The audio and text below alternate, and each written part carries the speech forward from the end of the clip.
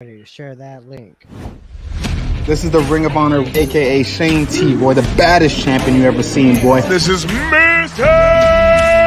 Anderson. This is good old JR Jim Ross, and you are listening. You're listening to Knockouts and 3 Counts. We got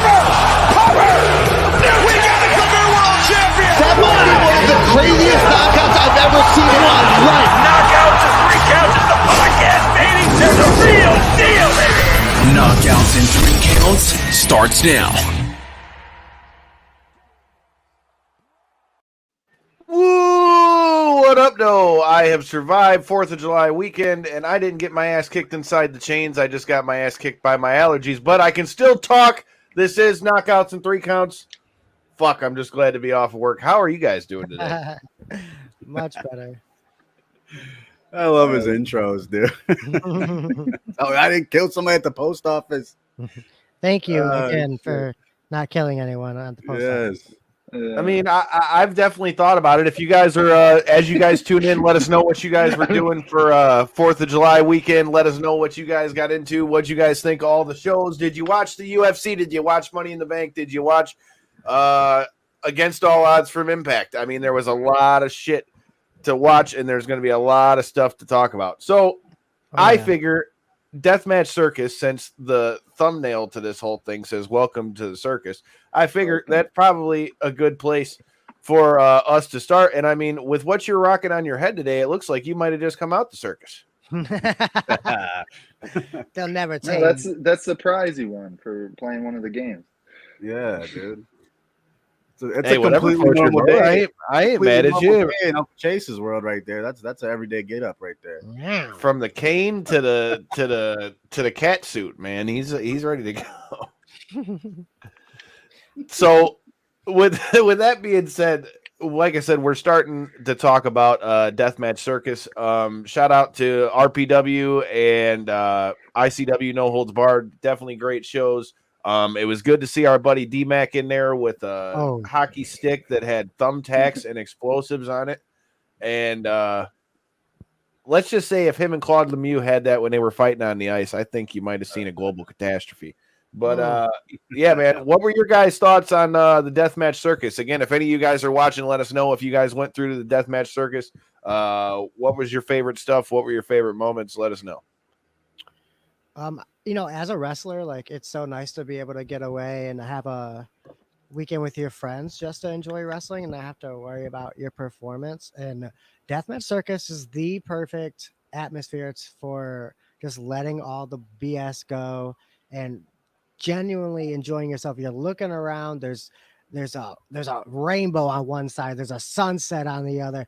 People are drinking. People are smoking. People are smiling, and people are bleeding. And you have all types of life happening around you, and it was genuinely the best time. I'm so glad that my people got to come up with us, and that's how I'll start. I would like to start this discussion off with the atmosphere, because the atmosphere really was amazing. It was a party vibe. You're only going to get that from a thing like Deathmatch Circus. Hanging out with guys like D-Mac, hanging out with the promoters, the wrestlers, the fans. It was just good vibes all around, and great wrestling, of course. What did you guys think? I don't know, J-Bone, what'd you think? That was my first time. Look, that was my first time at Circus, bro. That was honestly, it was just something special. Like you said, the vibe there, it was a party vibe. Everybody was together, man. I got to meet new people, meet some people that listen to the show. Donald, I got to meet Donald for the first time. Piss Jug guy was there, which was fucking amazing. So what the hell is actually in the piss jug? Does anyone know what's really in the piss jug? I do know it's tea. It's some of that Pontiac tea, and we're not allowed to talk about that. Oh my god. That special Pontiac tea. Special tea. But yeah, man, like I said, the vibe was great. There was a damn pig roast on Saturday. Like, what more could you ask for? Like Uncle Chase said, you got a beautiful sunset on one side, you got the rainbow on the other side, and right in the middle, pure fucking violence. Like, what more can you ask for? It was great. What's your first impression, Style? I'm gonna be honest with you. At first, I really didn't know what to expect. Obviously, this was my first trip down to the circus, and when I was a lot happier to realize that even though we were totally in the sticks, I realized that it wasn't such a far drive home, which was great, especially considering how everything ended. As far as the the overall experience of it, it was cool, man, because everybody was just there to have a good time.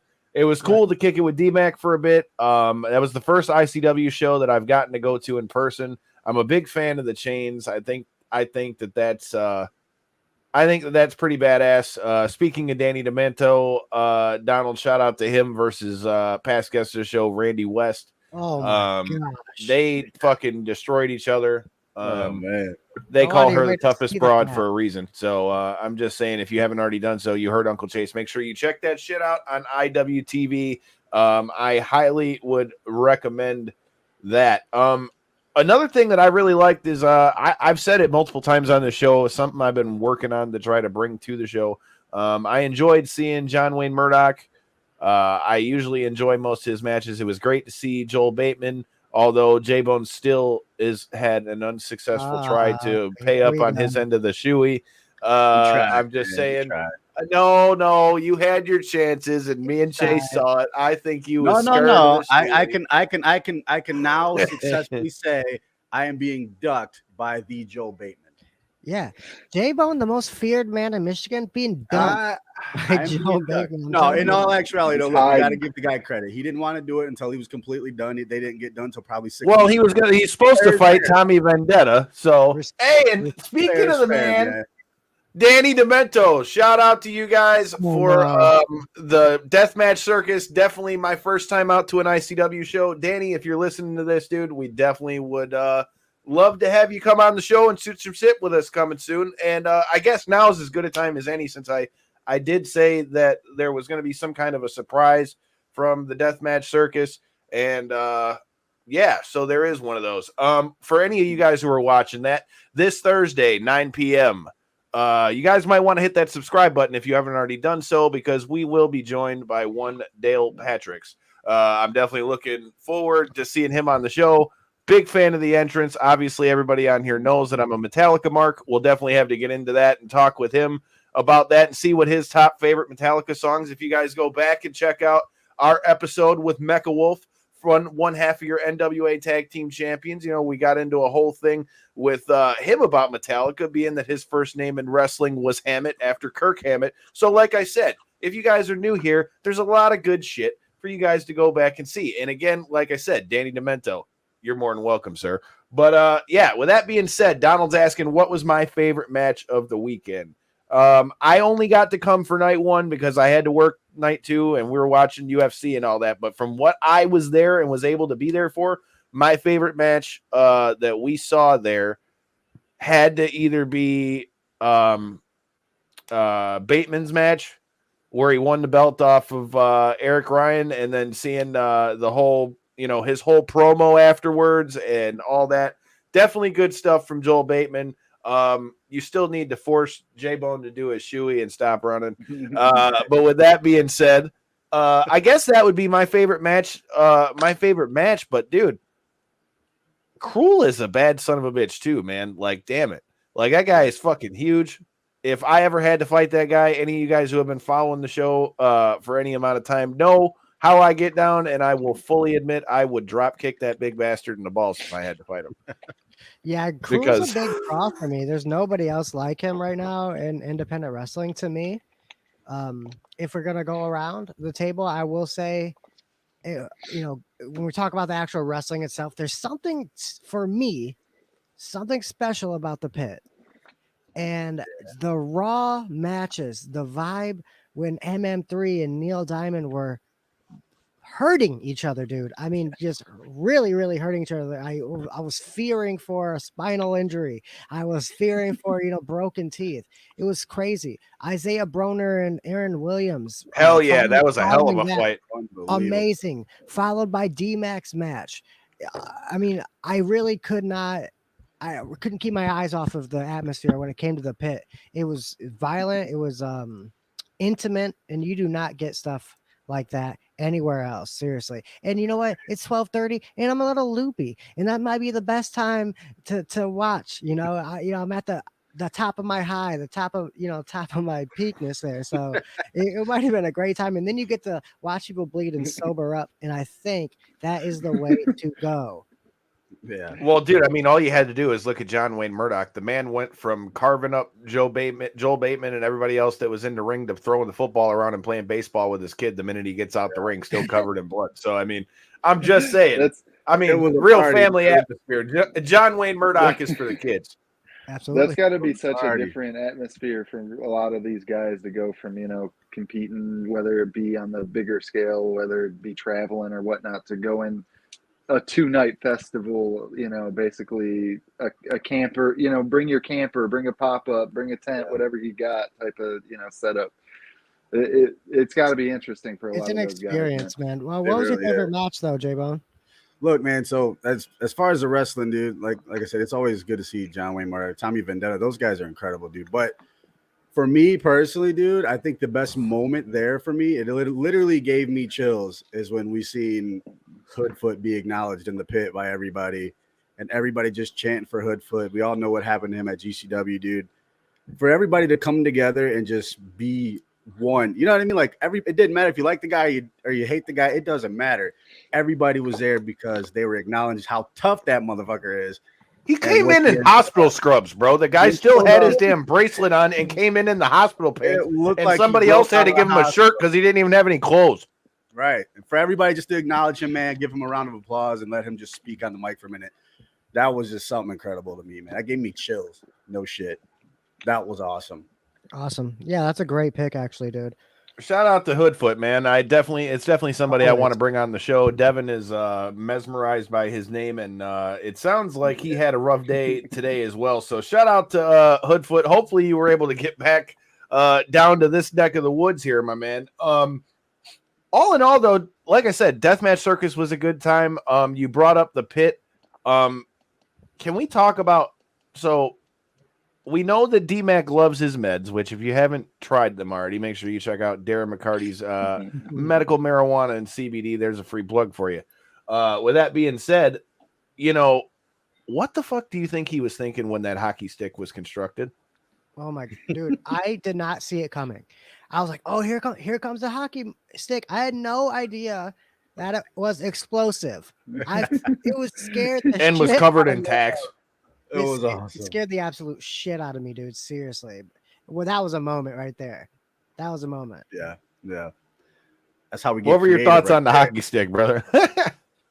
Well, I was able to see the clip on this one, so I can at least react to this one. And man, that was a hell of an explosion. And to your point, Kyle had kind of preference. Did you see the explosion and shit?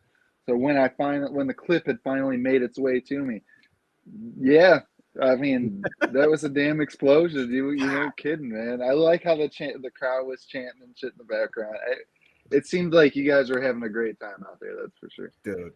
Good time's an understatement, bro. You gotta join us next year. Yeah, I might have to camp next year. I've done night one the last 2 years. I might have to camp next time. Get real dirty like Donald Holland. Dirty Donald Holland. Speaking of Donald Holland, bro, like Donald had like the drinks on deck on Friday. Yeah. First of all, he was getting the announcers drunk. He was drunk.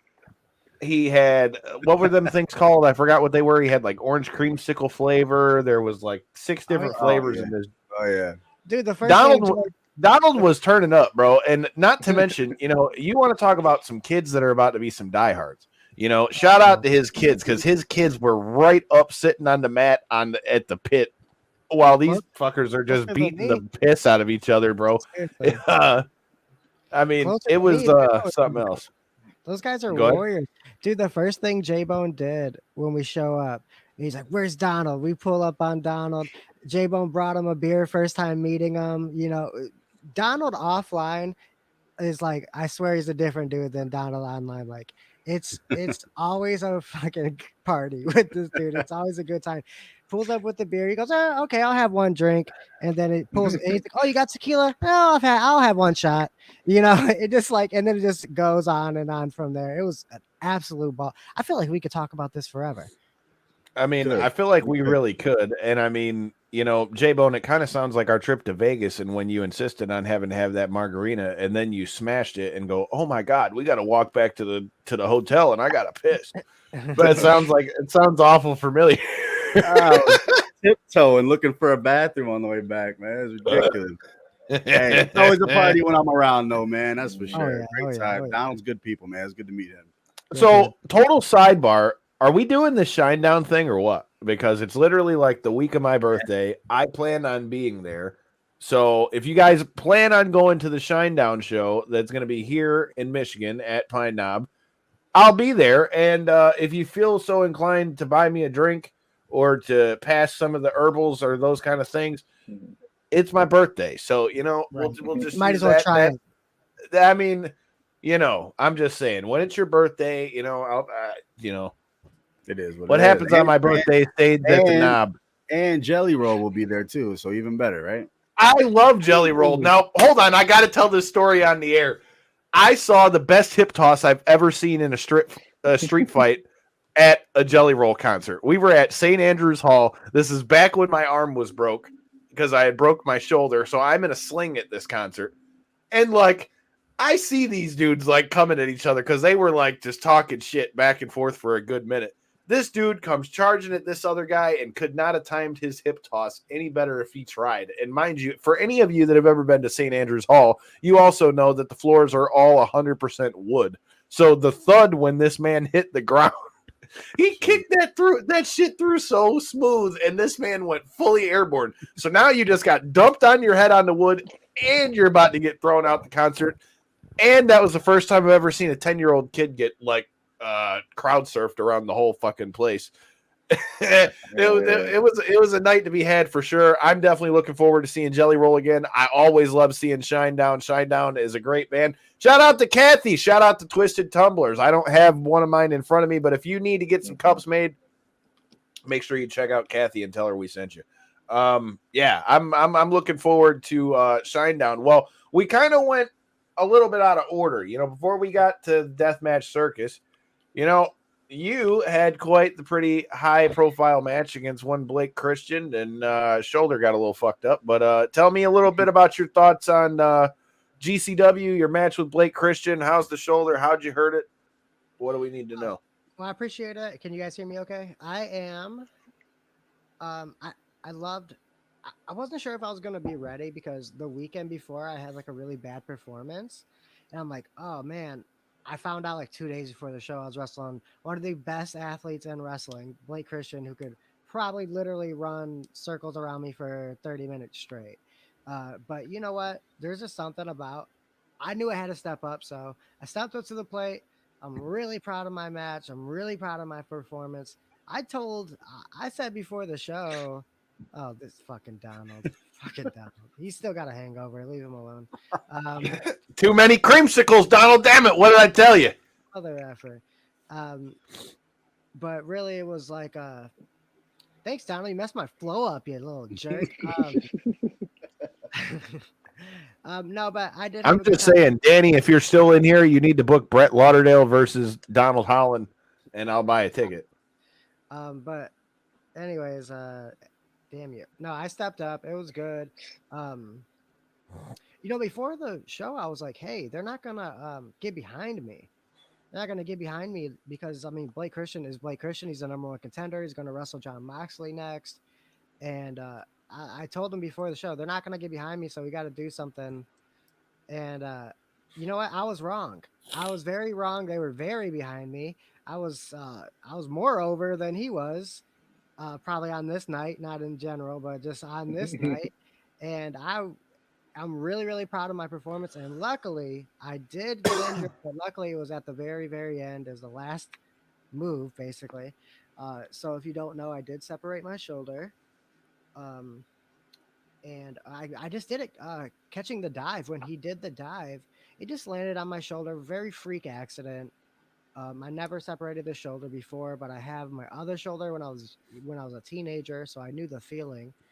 But I will say that I have pretty high hopes that it'll heal. I have full range of motion. I did have to cancel a couple shows over the weekend. I was going to wrestle AIW, my favorite. Metro Pro is going to return to, but it's going to take longer than a week to heal. It's going to be around 3 weeks to a month. I do have okay, Hoodfoot. I do have a big thank you. You know, I'll be in the category with Hoodfoot, bro. I will. Right. Hoodfoot was bleeding so bad they had to take his ass to the hospital. And this guy comes out at the pit and says, I'm going to be out 3 weeks. Fuck it. I was bleeding, but I'll be out 3 weeks. Insanity. But I have a huge title match at Mr. Chainsaw Pro Wrestling that I really, really, really don't want to miss. And as of right now, I will not be missing it. But I also won't be risking it either because I do have so much momentum going on. I have some stuff going on behind the scenes that just happened today. It's been a crazy ride these last few months. I'm getting bigger and bigger bookings, and I'm gonna keep riding that wave, staying in shape and getting it going. I really appreciate you guys coming out too and supporting me. We had a good time after my match, watching those crazy fuckers, Team Horror Slam fight. Oh man, SGC. But yeah, shout out to MM3 and Tommy Vendetta and Breyer for getting in there. You got to. It was an amazing atmosphere, amazing brawl. The Michigan boys showed up, and we showed the F out. This was definitely the most impressions I ever got from a match, the most followers I ever got from a match. I got a lot of hype behind me now, even more than after the Bandito match. I didn't think that was going to be possible. But yeah, things are rolling for your uncle. And, you know, when I first started working here, when I first started coming on your show, I was barely even wrestling. I was just telling you I was good. And then I just ended up becoming good. It just happened. We always knew it, though. We always did. We've been telling y'all. We knew it. Hell yeah, man. Like I said, Chase is part of the family. If you guys are new here, make sure you hit that subscribe button. You know, if you guys don't get to check this out live on YouTube, make sure you go back on the podcast platforms and make sure you check it out, whether that's Apple Podcasts, Google Play, Spotify, all them shits. Make sure you do that. And if you leave a review, like I said, I'll read it out on the show. Well, all right. We talked a little bit about GCW. We've talked a little bit about the Deathmatch Circus and the fact that I definitely am looking forward to, you know, bringing some more of the guys and girls that we saw there this weekend. I'm looking forward to this Dale Patrick show on Thursday. If there's anything you guys want us to talk about, like I said, you know the drill. Drop it in the comments. Tommy and Chase stole the show. Well, dude, you're not wrong. I mean, both you guys showed out. I mean, like I said, it was great to see, you know, the Detroit guys really get out there and do their thing. All right. So should we talk about, well, since we're on wrestling, do you guys want to talk Money in the Bank first, or do you want to talk UFC first? Go ahead. Get the wrestling end out the way. Since, like you said, we're already on topic. All right. Well, what are your guys' thoughts on Money in the Bank? I gotta say, now, given everything that went into this with, you know, they were running head to head against the UFC. They were supposed to originally be in Allegiant Stadium, and they had to move that. They had to move that to the Michelob Ultra Center, which is where we went to go see Rampage. Ring the bell, J-Bone. But with that being said, you know, I swear on Thursday when I'm off, I'm gonna go buy a bell for this studio. We need to get an actual bell. Damn it! We had one in the studio. Shout out to our friends at Podcast Detroit. They even had podcast juice ready and able for us. You know, just ask Devin. Devin probably emptied a few of those taps over the years. Good times right there. You remember the time we all mooned Devin and he about fell into the toilet? I will never forget that in my life. And I think that's why he moved. I don't want to see y'all ass no more. I'm going to Texas. Exactly. He said, I'm fine with it. Hell yeah, dude. Money in the Bank, though. I mean, I got to give him credit. Like, to be honest, especially with the way everything built up and the fact they went head to head with the UFC, I was like, man, something tells me that this show is just going to suck. And, you know, from the way it was building up, it didn't have the hype, especially being that they announced that it's going to be Brock versus Roman already at SummerSlam, you know, 3 weeks later. But I got to say, all in all, dude, for the overall choices of who won Money in the Bank and all that kind of stuff, I really can't be that mad.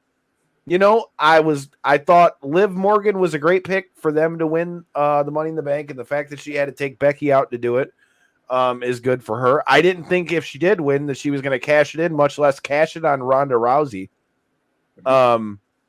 So I don't know, man. What were your guys' overall thoughts of Money in the Bank? J-Bone, I know you've gotten to go back and see it at this point. Brock in the comments. What up, though? Usos and Street Profits, match of the night and most likely the year. You're not wrong, dude. I mean, I've went back and watched it. That fucking match was a banger. For you guys will know because we were all in attendance watching the fights outside. We weren't able to keep up with the pay-per-view after the fact, but from what the news I was getting relayed through to me after throughout the night and stuff, seems like if you were a wrestling fan and missed this pay-per-view and weren't able to watch it and maybe didn't figure out the news and stuff, when you go to watch your SmackDowns and your Raws next week, it's going to look a lot different. There's been some changes, that's for sure, just based on the one weekend. So it seemed like they definitely did their job, whether, they garnered interest within, the matches that they presented, I guess you could say. Yeah. And Money in the Bank's always fun. You know what I mean? That's one of those highlight matches. I still personally wish it was on WrestleMania, but whatever, it is what it is. But like Brock said, dude, that Usos versus the Street Profits match, dude, that was incredible. That was something. Money in the Bank. Money in the Bank. But hey, man, I mean, you know what? Honestly, I'll be completely honest with you. I know Austin Theory is a prototype superstar, man, but I'm really curious to see where we go with it. You know what I mean? What's going to happen with that? With the whole SummerSlam thing coming up, the rumors of it's there, Joey. We talked about all that on Tuesday. We did one big megasode last week because we was out all over the place. That's why you got to go back and check them boys out. He's right. We didn't get to talk blood and guts because we didn't have a show last Thursday. Yeah, we didn't get to talk blood and guts, so we can definitely go into that on the back end, especially with all of us being in there. But we did get to talk Forbidden Door on Tuesday, so make sure you go back and check that out. I agree with you, dude. Montez Ford is definitely, he's incredible. Slowly but surely getting himself into a spot where he might have like the best frog splash in wrestling. Yeah. The amount of airtime that guy gets every time. They need to put a ceiling on that guy because one of these times he's going to go right out the fucking building, dude. It's incredible how high he can jump. He's gonna overshoot the ring. Yeah, pretty much. The dude just got freaking springs in his feet. It's crazy. Yeah, Montez Ford is a G. Like I said, the Usos retained, but I think the Street Profits really have, I feel like, kind of leveled up a little bit in a way. I feel like. Am I the only one that wanted Sami Zayn to win that Money in the Bank match? I really wanted him to win. I wouldn't have been mad at it at all, and especially after the way Liv won, I wouldn't have been shocked if he won. But once Theory came in and was like the surprise entrant, I kind of figured he was going to win. But then again, that's past guest of the show. Shout out to Theory. Go get your money, young buck. I ain't mad at you. Go do your thing.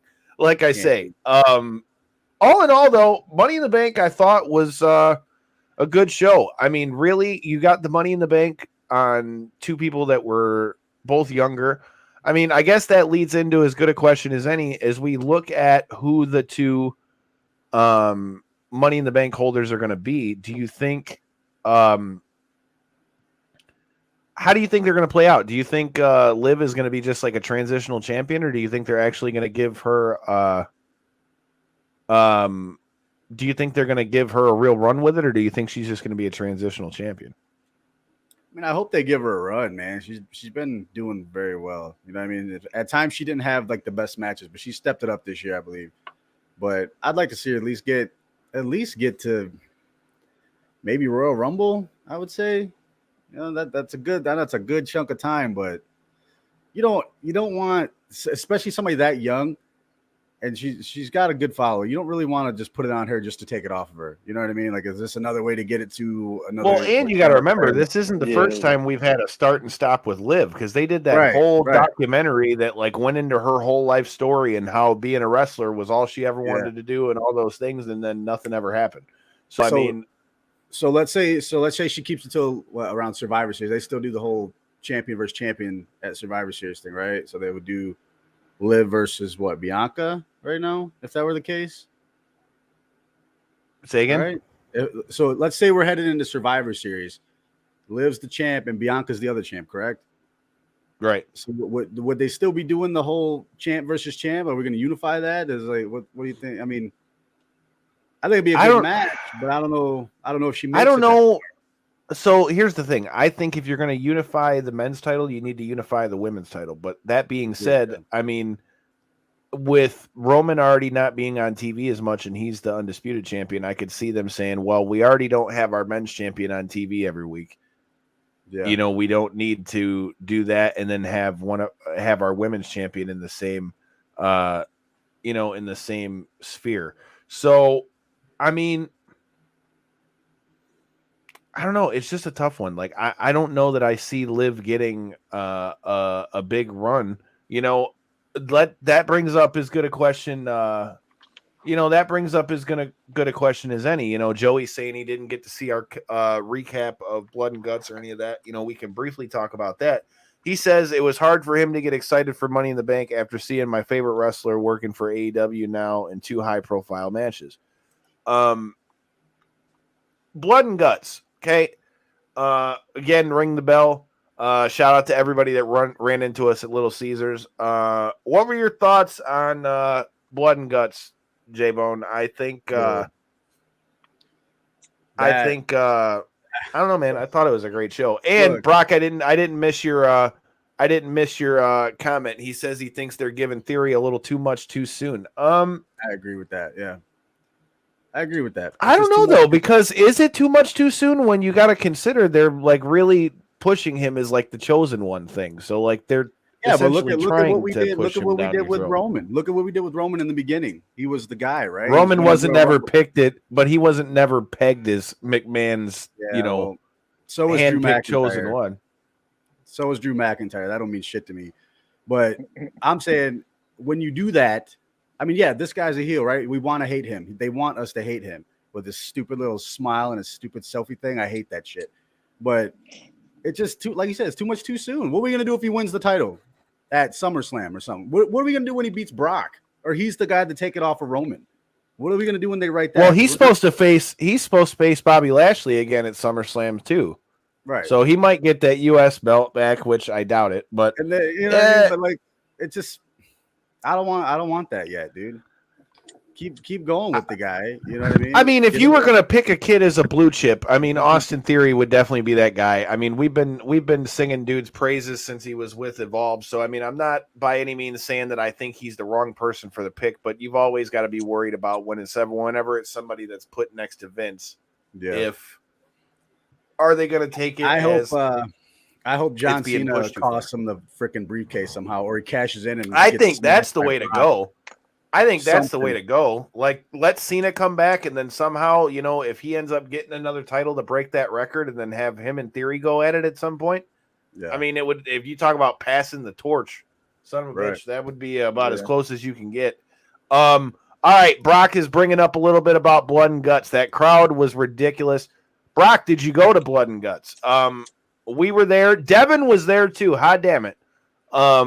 D-Mac was there. It was good times. That crowd was definitely loud. It was definitely pretty packed. I like the look of the cages that AEW has for the Blood and Guts. I feel like they're like, it still has that War Games feel, but it's like upgraded. I like that, you could still kind of see that beef between Eddie and Claudio, which I think is only going to be a matter of time before that blows up. Joey said the swing on the top of the cage is the best thing ever. I mean, can you imagine how trippy that would be to get swung around about 15 times when you're also 20 feet in the air on a cage? Oh my God. No room for error, dude. No room for mistake up there. That could have been real bad, but that was something to see. Well, shit. I mean, Sammy got tossed off the top of that bitch. I could just imagine how that was in person, because just seeing the TV clips from that was wild. Yeah, exactly. Imagine Jericho. We got so much action too, though. That's another thing. Like, shout out to AEW. Like, dude, in the time that we were there, we got AEW Dark, we got AEW Dynamite, AEW Rampage, all in the same show. And we got to see so many of the homies. Shout out to past guests of the show, Isaiah Broner, who was doing his thing at the Deathmatch Circus and all that. He was on AEW. We saw the swag champ himself, Ren Jones, in there, as well as James Alexander, another Michigan guy. I mean, it's nice to see some Michigan guys getting in there. Isaiah Bronner, I don't think it's going to be too long before one of these companies ends up picking that big bastard up. No. Yeah, there's no chance. I mean, we're talking about around the end of the year or so. I'd be shocked if Broner doesn't have his pick of who he wants to sign with. I see a lot of fans. It's gonna be up to him a bit, obviously, how he wants his career to go. I would love to see him wrestle like Noah, like Ninja Mac is right now. I would, overseas, I could see him being just such a fucking beast in Japan, something like that. But if he does get picked up by AEW, that's dream scenario for an American wrestler right now. You don't have to leave the country, but damn, Isaiah Broner getting some years in Japan and coming back and just dominating. It'd be so sick. Yeah, dude. I'm a big fan of him, and he's such a great dude too. Yeah, no arguments here, dude. You're a beast. Yeah, You've got no reason not to be a great dude, I think. No worries. I've only met him on a couple occasions, but yeah, each time he was nothing but friendly as could be, and had solid conversations with the dude, which is always a positive point to have with somebody. Look, all I can say is watch out for that calls line, or you might be having to call God. That's all I'm saying. But shout out to Isaiah Broner. It was good to see him doing his thing. Blood and Guts, MIW with him.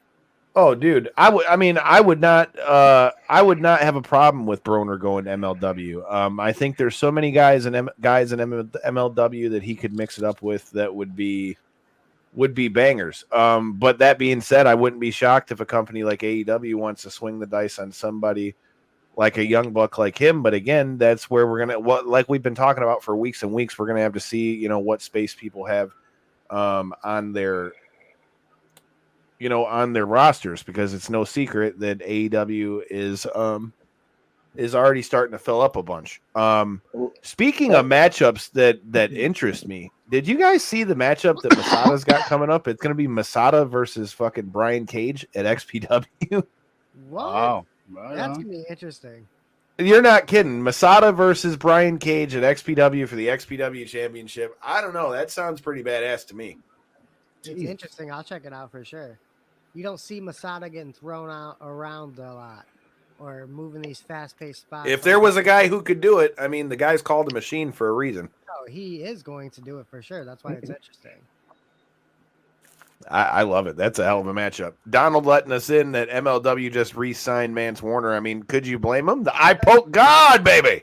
Yeah. I mess with old Manser. Like I said, definitely somebody I would like to get on the show at some point. Once again, for you guys who are coming in late, make sure you're checking us out this Thursday. We will be joined by Dale Patricks. Like I said, it was a good time. Then we get to the UFC, and there's a few big questions coming out of that. I would say that pretty much all of us are pretty much on the same page when it comes to Holloway and all that. Y'all two are trying to duke it out in the box. Keep these guys separated. Jeez, can't take these guys anywhere. Jeez Louise. Yes, can't take these guys anywhere. Separate us into a room alone, a dark room alone, or actually a room with light so I can see his eyes. You are not wrong. You are not wrong, Brock. That Undertaker entrance. So before we get into the card, do you think the Undertaker entrance was already planned, or do you think that's because they found out that Vince and Stephanie and them were all coming? Maybe he played into it a little bit because of the fact that he heard that they may be in attendance later on. But knowing Israel, he always has something up his sleeves when it comes to. But that's awful specific for them to just show up in the front row too. Yeah. You ain't lying. They usually Donald even said it himself. Planned. Of course, it's planned. But I don't think it was planned in the sense of like it was planned way ahead of time or something like that. I think he planned to do something along those lines, and it maybe just played into what they maybe they chose him to lean into that direction a little bit. But Israel, after this fight, it even came out and said that maybe at some point later on in his career, he'd be wanting to focus on WWE or something like that. So, no, I don't necessarily think it was just because of their influence. I mean, maybe he just knew that WWE was in town. You know what I mean? The buzz in Las Vegas, Kyle, we were there. You know how the buzz is in Vegas, dude.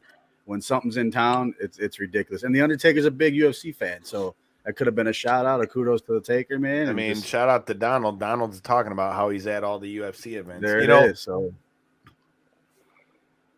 it'd be interesting if nothing else. But with that being said, I mean, we're entering dangerous. We're entering dangerous territory when it comes to Israel Adesanya. Here's the thing. So he's got his next fight lined up. Everybody, I've already had multiple of you guys. If you guys are here and haven't already done so, if you guys ever got something you want to throw out at us, make sure you follow it at KO3C Pod, all that good stuff. I've had a lot of you guys have been reaching out to us about, what our thoughts were on like the Holloway fight and where does this put Volk at and what Izzy's going to do next. I've heard a lot of people asking me about 205. Here's the thing.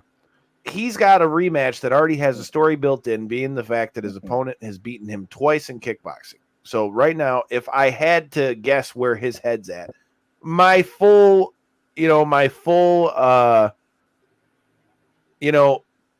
if I was Israel Adesanya, I'd have to, to give your full, assessment of what it is, he's going to want to get back, for them losses. But here's the thing. Let's say hypothetically he goes in there and does what he's been doing and wins that fight. I mean, you're getting to the point where there's not going to be anybody left at middleweight.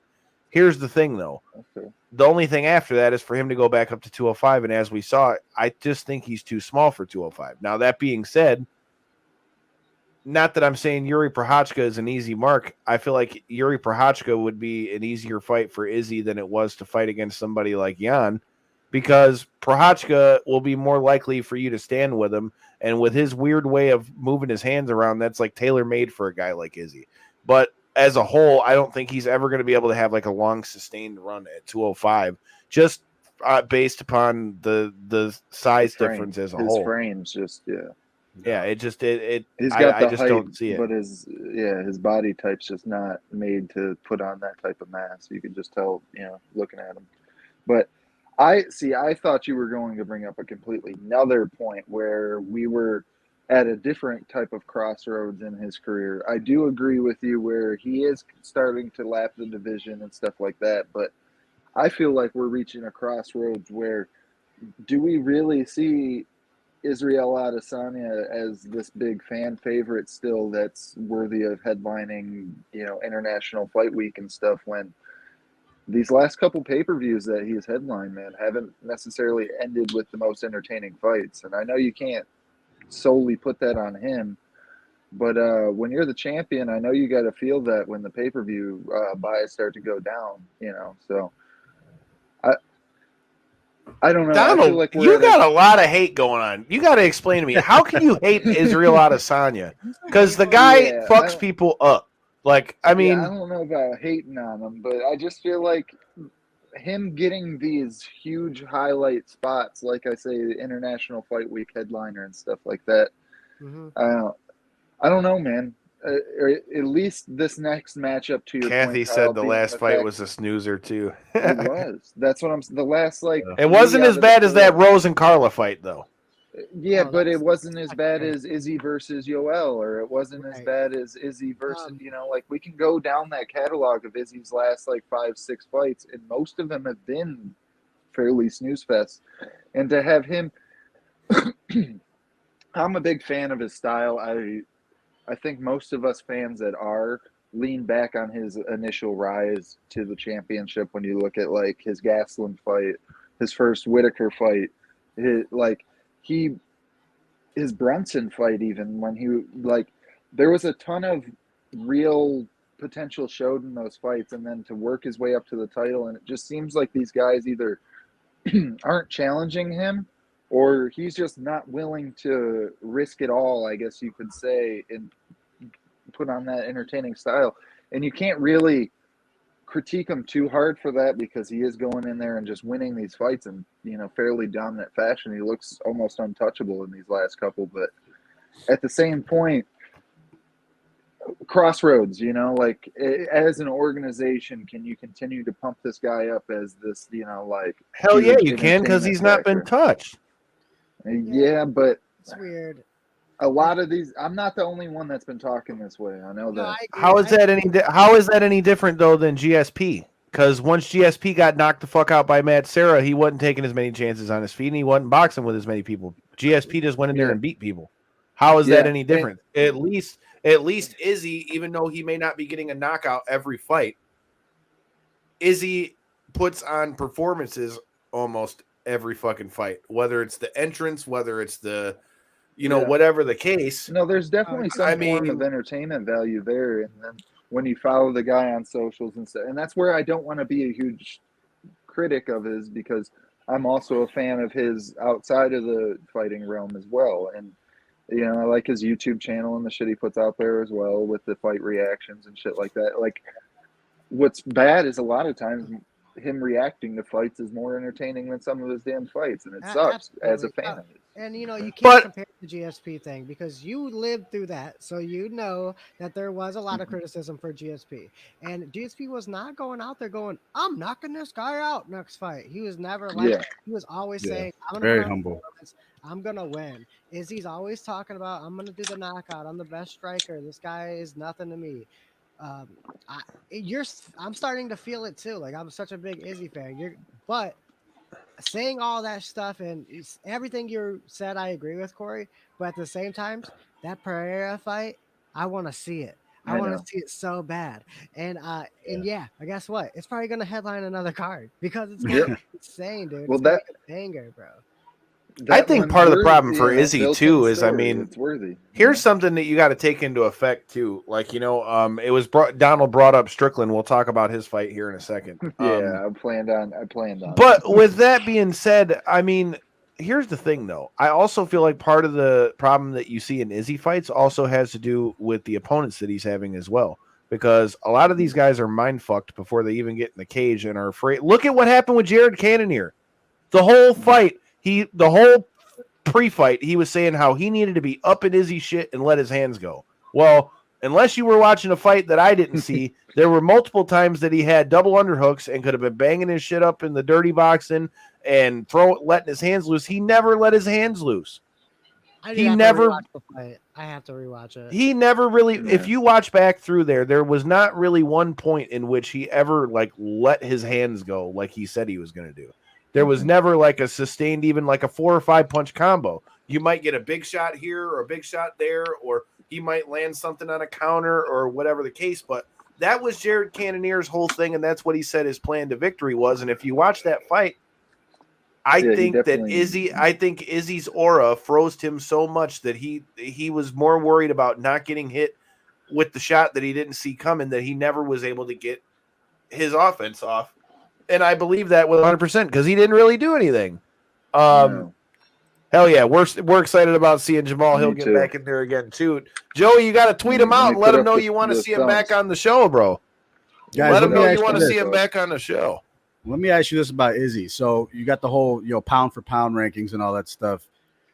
Clearly, he's not number one given the performances he's had in the past few fights. What's it going to take, or who's it going to be that he's got to beat for him to be up in that talks for the pound for pound best in the world?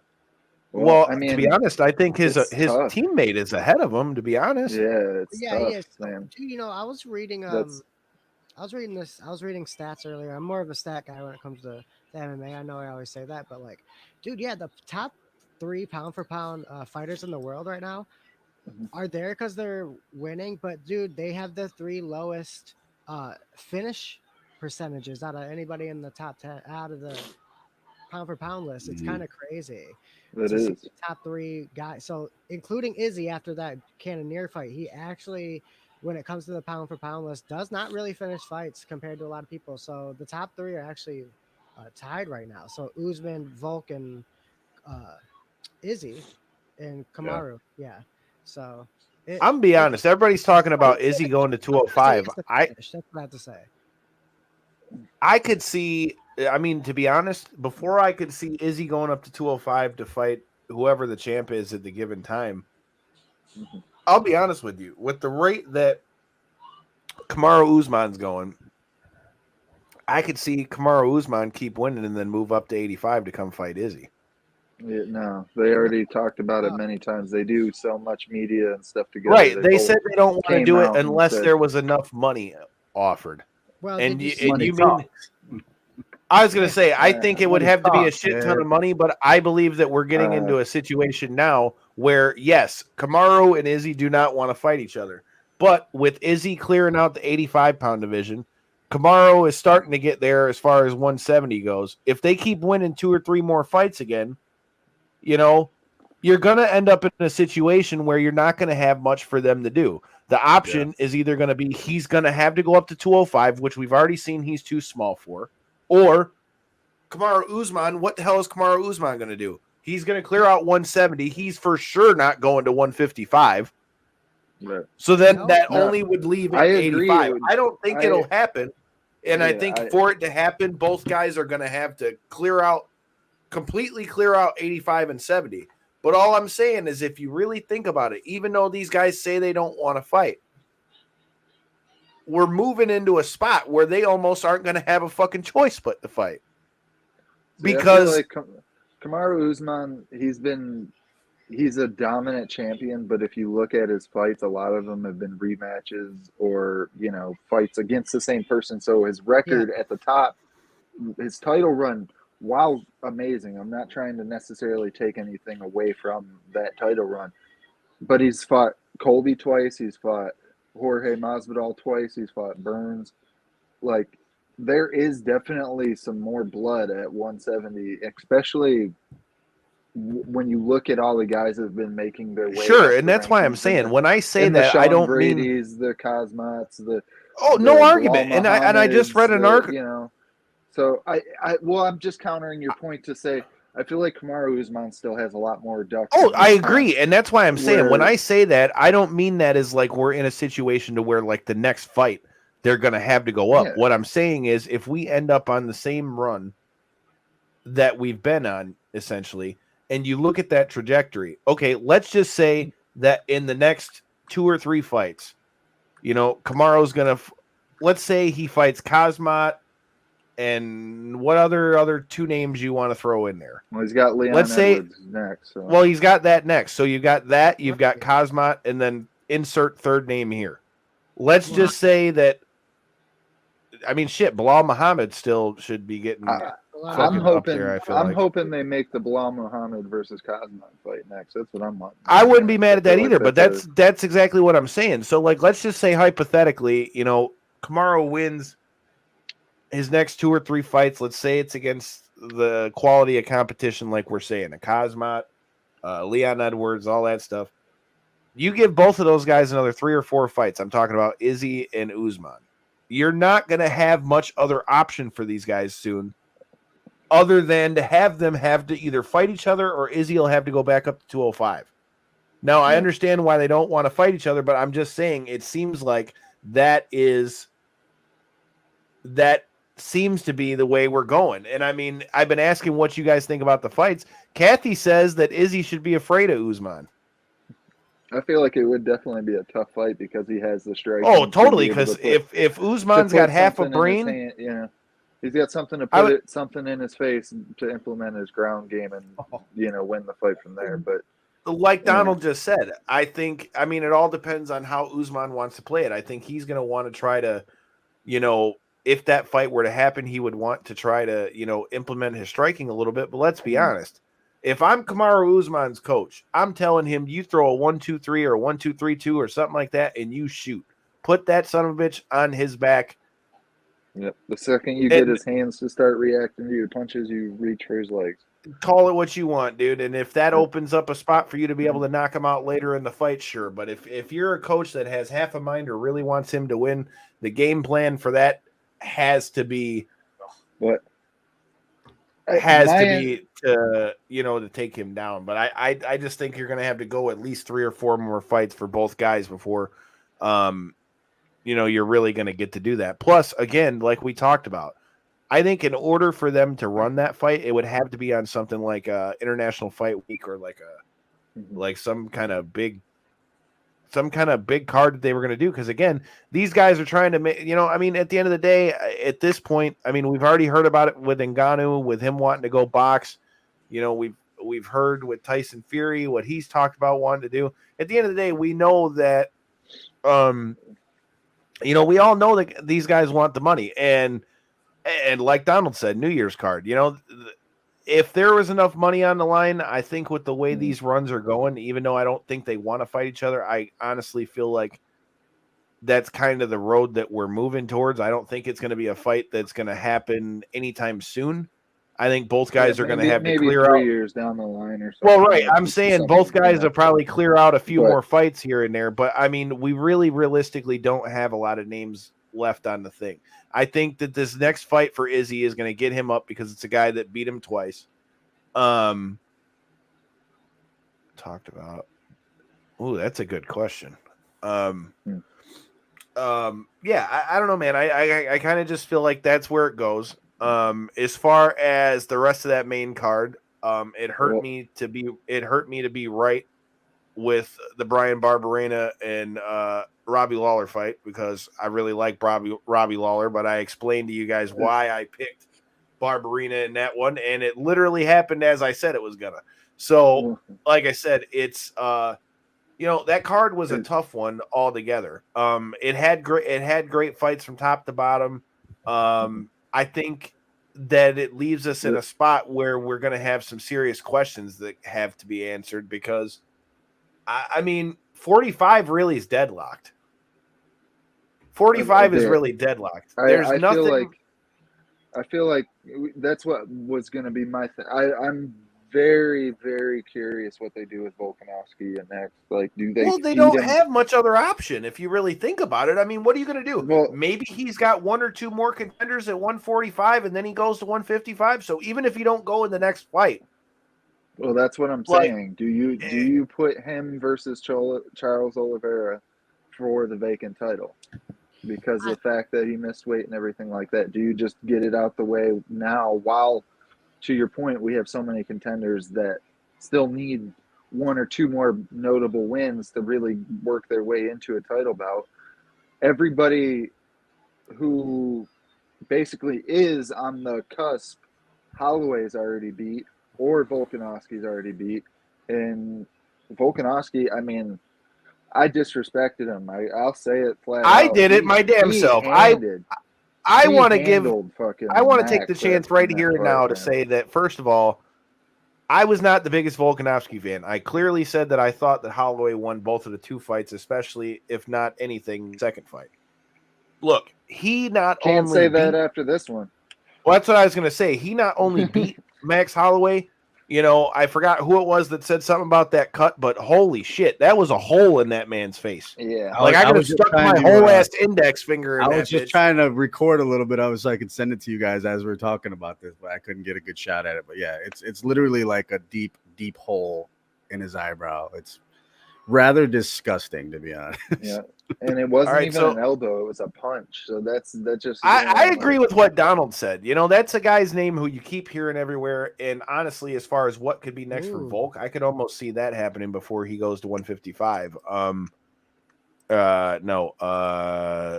Volk versus Cejudo. Yeah. I'm not mad at that fight at all, but part of this I feel like is bullshit on Henry Cejudo's part because he's been trolling motherfuckers for.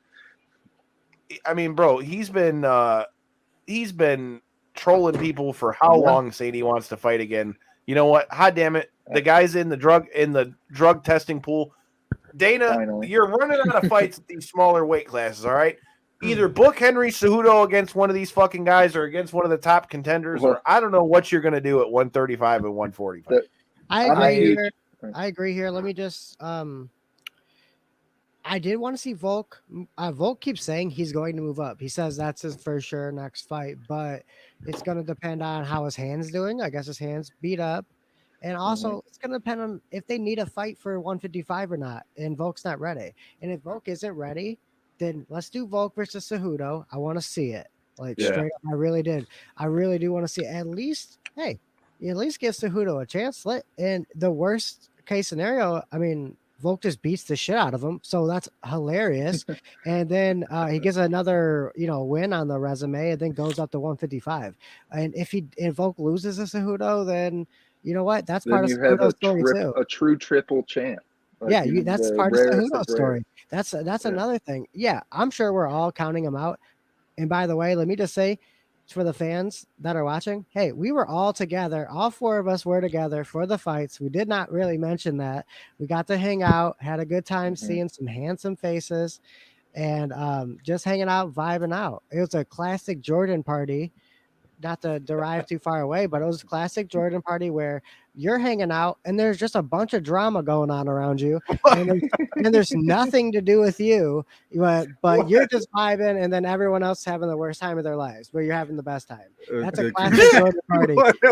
That's a classic Jordan party. I mean, I had fun. I think that's locked in to the had TV. fun. We all had TV fun, outside. everyone else was on the verge of fighting each other. There's gonna be a battle royal behind us for no reason. We're gonna jump off the trampoline, and that's what happens at every Jordan party. And I love the guy to death, but his friends and family are toxic as fuck.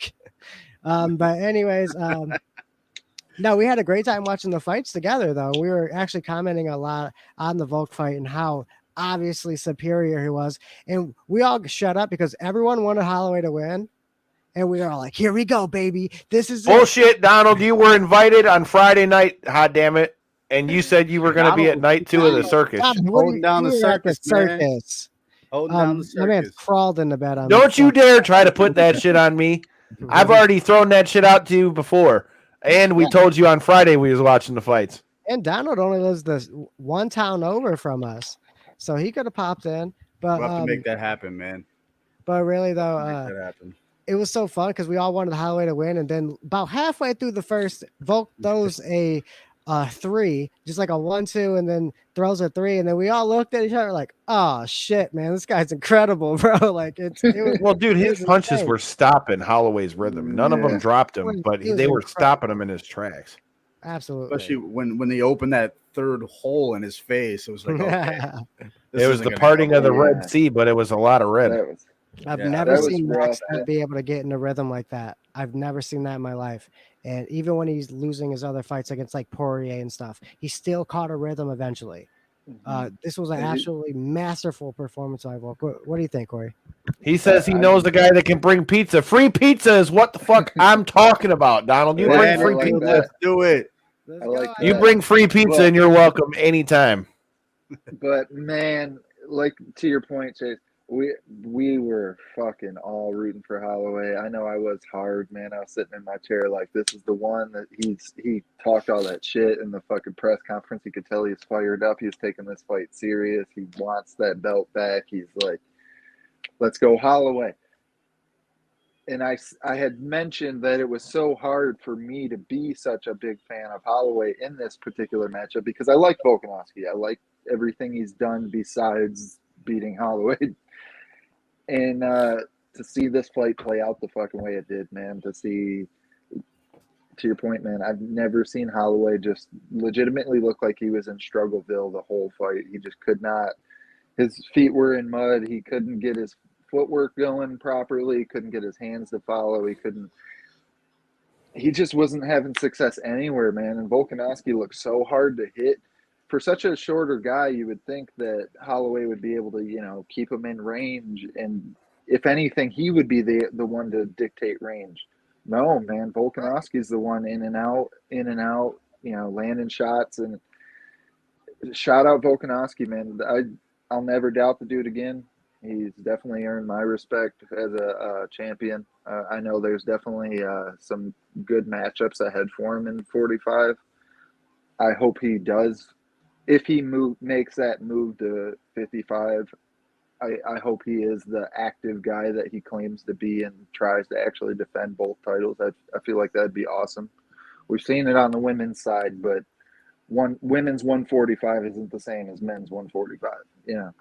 So I'd love to see it, but either way, shout out Volkanovski, man. That was just that was the most standout thing of the pay-per-view for the night for me, was just how good Volkanovski looked. especially for somebody not getting any knockdowns, not really even trying any, no takedowns, no submissions, no nothing like that. Just strictly keeping it on the feet, implementing his kicks here and there, but mostly just hands. Man, he looked hard to deal with. He looked like a nightmare to deal with in that octagon that night. Agreed. Like I said, man, I got nothing that I can really say bad about that. I'm gonna ask that question that you had, Joey. It's a good question. Maybe that'll be what we end with. The last thing I wanted to talk about as far as UFC 276 is, dude, we had a couple of notable retirements. Cowboy was a little bit more expected, but I think Cowboy definitely hit in the feels more that he retired. Joe Rogan, I know which one Joe's upset about. Joe Rogan's upset because he can't stare at that Jessica ass anymore. But that's a story for another time. But like I said, man, to see Donald go out, I've been watching Donald since. Do any of you guys who are watching this remember the Tap Out show back in the day? I literally have like the DVD box set, and I look back at all the fucking people I've seen fight on there that went through UFC and all that stuff. I've been rocking with Cowboy for some years, so I've always been diehard for him, which is why when him and Miles fought, that was one of the hardest fights for me to watch. Because I'm like, I like Cowboy, but he's fighting my brother, so this is kind of counterculture over here. It kind of sucked because I was yelling at the TV and I was at a Christmas party when it happened too. So it was not good times for me. I know those retirements did hit hard on my end as well. The Jessica I one, I feel like she didn't need to. I feel like there was definitely some winnable fights for her still in the division, but you could see that it didn't seem like she was improving on her skills anymore. It seemed like she had hit her plateau, where she was either going to go in there and find a way to win in these fights, or she was going to go out there and have what happened with her versus Macy Barber. Yeah, I agree with her decision. I hope nothing but the best for her, though, because I am a Jessica fan. Anybody that roots that hard for themselves and tries to get people behind them, she seems like a decent enough person. But that Cowboy one, man, I was rooting for him so hard in that Jim Miller fight. And shout out to Jim Miller too. He just became the winningest UFC fighter, period. Like, what a way to make your send out, though. That's your fight, right? Is you win this, you're the most winningest fighter against the guy that's number 2, so you basically get a double up, advantage against the guy. And now he retired, and Donald. And now you retire, but at least to the MMA God's graces, he looked great in that fight. I thought we really seen. He didn't look bad, dude. He didn't look like he was punch drunk or anything like that. We seen a really great performance from him, man. He looked sharp in the first round. I thought he definitely won the first round. Unless you score the takedown that Jim Miller was able to implement in that round and score it that way. But I thought Cowboy did enough on the feet to win that round. And then flash forward to that second round when he ends up getting subbed. Jim Miller, man, he's fucking Jim Miller. He snatches necks, takes arms, takes legs. He's great at submissions. He's starting to implement his knockout game a little bit more in these most recent fights, but really he's always been a gigantic submission threat. And the second Cowboy slip, that head kick was clean, though. Shout out Jim Miller for staying up after surviving that and staying with it. But the ability to snatch the neck immediately and turn that into, a fight-ending sequence, man. You can tell he was definitely still even though I thought Cowboy was winning to that point, you could tell that he was just the more apt. I think it all comes down to momentum in that fight. Yeah. That's why I picked Jim Miller in my parlay, not because I didn't want Cowboy to win, but momentum is a big thing in fighting. I mean, Cowboy's had a rough run in his most recent fights. I mean, everybody knows that. I think that had a lot to do with it going into that fight. I mean, and at the end of the day, they went in there and fought. So I think even for Donald Cerrone, I don't think he goes out and looks at this fight and looks back and is like, well, man, I wish I could have done better as my last performance or whatever. Because he went out and fought. He's a fighter, man. You want to win your last fight, bro. Yeah. Right, but what I'm saying is it was still a cowboy style fight, though. My point is he went out there and did what he was going to do. It's not like he just went out and got blown out. But, I mean, that guy's got so many fights because all the MMA fights aren't even counting all the kickboxing fights the guy had ever before he ever even got into MMA. So, I mean, this guy's bump card, you know, to use a wrestling term, I mean, hot damn, this dude has been beat the fuck up for quite a while. You know, Donald is saying that Robbie Lawler needs to hang him up too. I wouldn't be necessarily mad at that either because, I mean, yeah, about time, dude. Yeah, I would say so too. Especially when you see these highlights that they post of Robbie Lawler, like here's his build up for the fight and stuff, and you see like way backs when he still had hair and shit, and he was 22 still, you know, fighting. And you flash forward to today, and you see the modern version of Robbie Lawler. Not that he's a bad fighter; he can still beat a lot of guys. You know, similar to what I was saying earlier, but once you've done it all, you've done it all. There's no reason to just go in there and just, you know, take damage for no reason. I feel like that's where Lawler. oh, and Robbie don't know how to fight any other way. Yeah.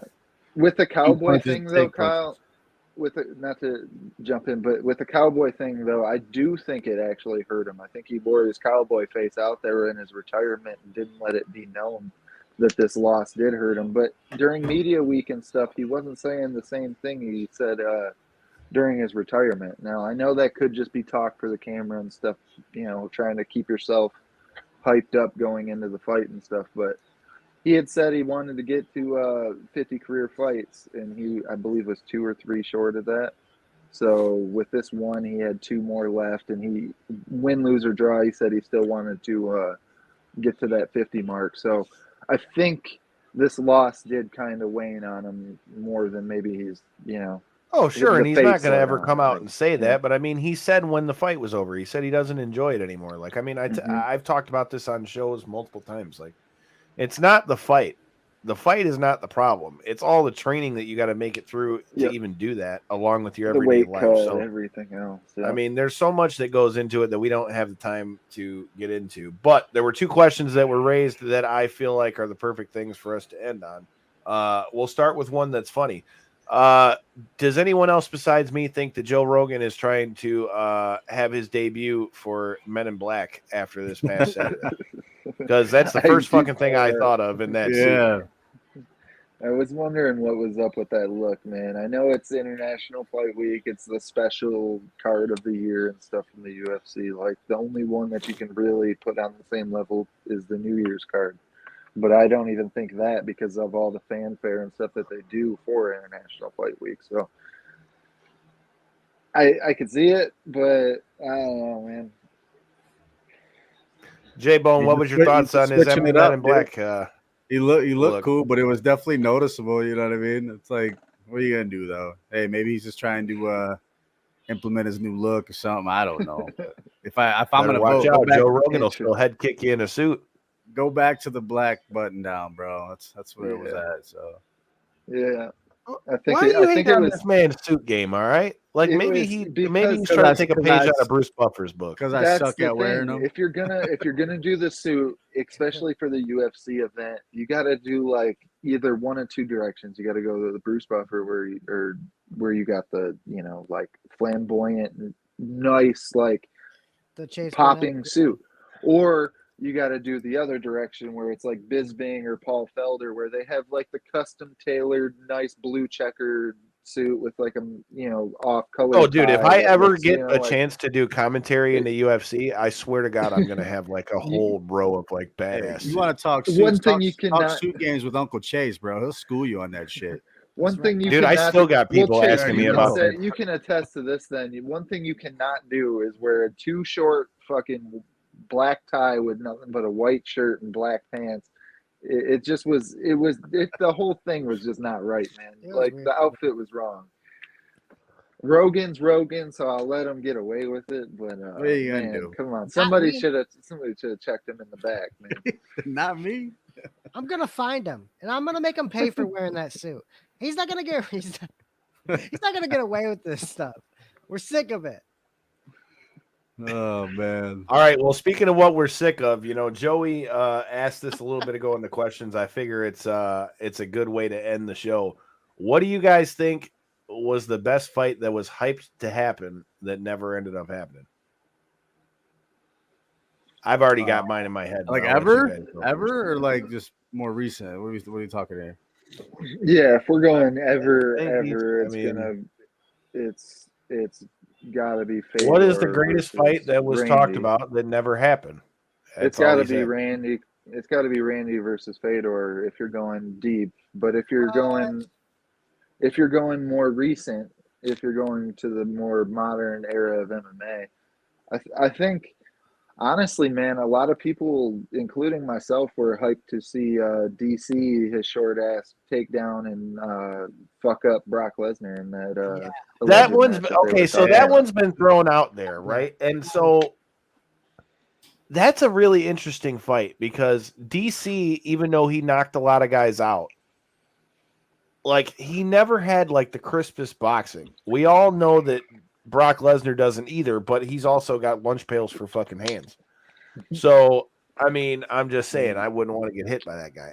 That would have been a hell of a fight. I don't know, man. That would have been interesting. That's not the fight that I thought. Donald says Fedor versus Brock. I think that would have been a cool matchup. I think Brock would have whooped Fedor's ass. I think the Randy one meant more to me than the Brock one because Brock was still so fresh in his career when that fight was like having rumors and stuff about it. That the Randy one was really like the two best of the best facing off, from basically other sides of the world. And who's going to be the champ of the modern era of heavyweight MMA. And to see that one never progress, I felt like that meant way more to me. As much as and you guys can attest to this because I've talked about it every time we bring up Brock's MMA career. I love what he did in MMA. I really do, as, just being a guy who kind of went from kind of dipping his toe to jumping straight into the waters immediately with the Sharks to, getting the belt, defending the belt, and then, losing it and going in there and going the way he did about his MMA career. I have nothing bad to say whatsoever. But that being said, at that stage in his career, it felt to me like they just wanted to do Fedor being the legend against the new hot big guy that's, the hot guy because I mean, that would have been a hell of a matchup, dude. Them two in a fight would have been a hell of a matchup because if Brock could take Fedor down and get on top of Fedor, I don't think that Fedor's getting back up. Yeah. If Fedor can start letting his hands go, he's probably going to end up knocking Brock out because Brock didn't have the best boxing. But I mean, let's not take away from the fact that fucking Brock Lesnar beat a lot of good guys, even when he was champion. Like the fight that sticks out most to me is the one against Shane Carwin. Mm-hmm. Shane Carwin almost knocked his ass out. And he not only survived, bloody as all shit, bloodies up Shane Carwin, and then submits Shane Carwin out of all ways to beat him. Look, man, say what you want about Brock Lesnar, but dude, that guy did his damn thing in the cage.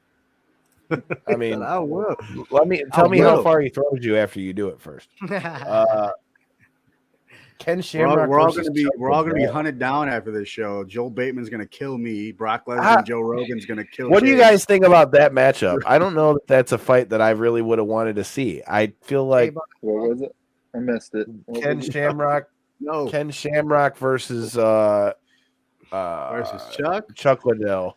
I don't know that I like that fight, dude, because I feel like it's because by the time it would have happened, Ken was too aged. Ken's chin would have never been able to hold up to Chuck. And then Chuck, by the time it would have happened, would have still been fresh in his career and would have been just a defending, champion. I'm at still that mad point. we didn't get to see Tony and fucking Khabib, man. It pissed me off. Right. That was the one I was gonna say. That was the one that I was gonna say, like, because that one got rumored so many times.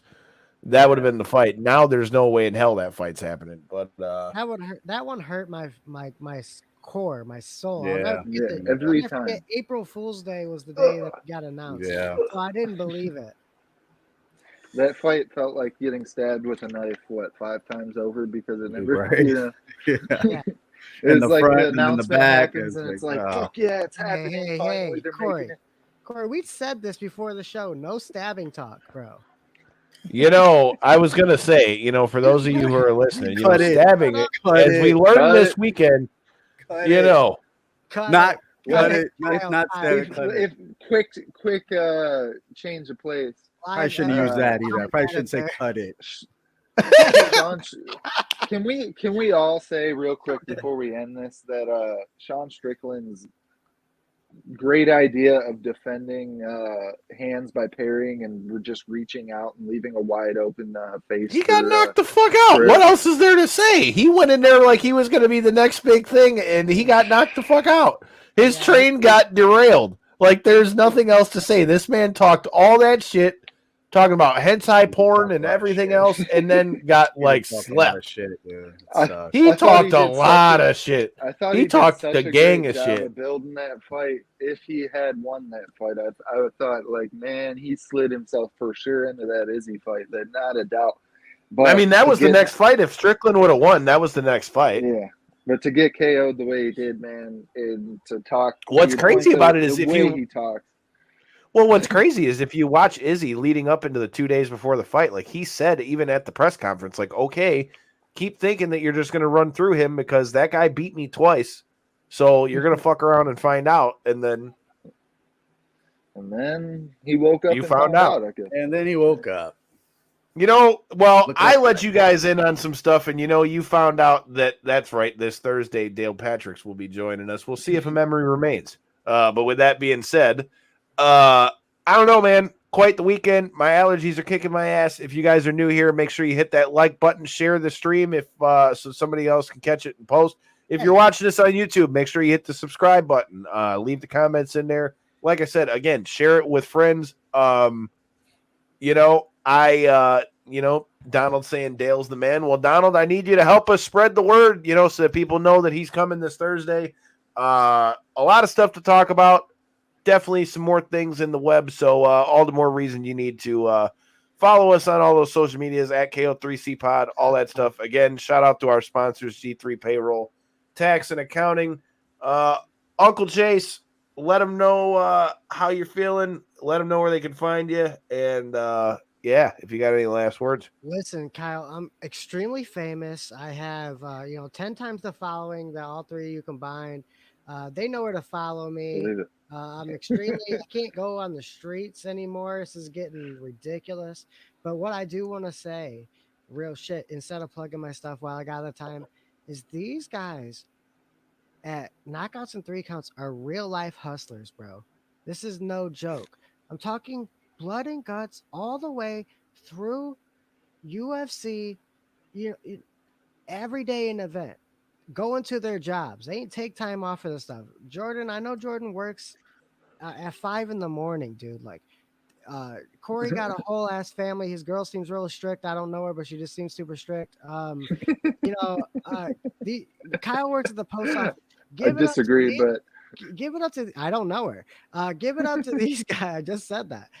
so socially awkward, refuses to come to events. I don't That's even all. know you, but anyways, these guys are hustlers. I really have a lot of respect for them. They're putting their lives into this podcast, real shit. So just subscribe to that shit, follow to it, because they deserve it, man. These guys are real life hustlers. I'll be crying, dude. Donald, I've been trying to get Corey to come out and play for months. So I mean, if I can't make it I'm happen, lame. I don't know what to tell you. I'm lame. Corey, This guy doesn't even want to go. On my own. This guy doesn't even want to go to MMA fights again, even though he Corey's says gonna he's get balls deep at Corey's gonna MMA. get so sick of everybody calling him out for not showing up. He's gonna throw the bangest party of the summer, dude. There you go. It's Bang gonna a be party. the Bang a banger My house of the was big summer. enough. I would. party. He's gonna throw like the biggest block party of summer, and he's gonna just flip everybody off. Like, look it. I just don't want want me everybody to to go find on out. Twitter and do me a favor. This needs to be how we close the show. I need all of you to go to that Twitter handle that he's got in the bottom left corner and just blow his shit up because he never wants to come to any of the shows. I hope his phone blows up for like the next 8 hours.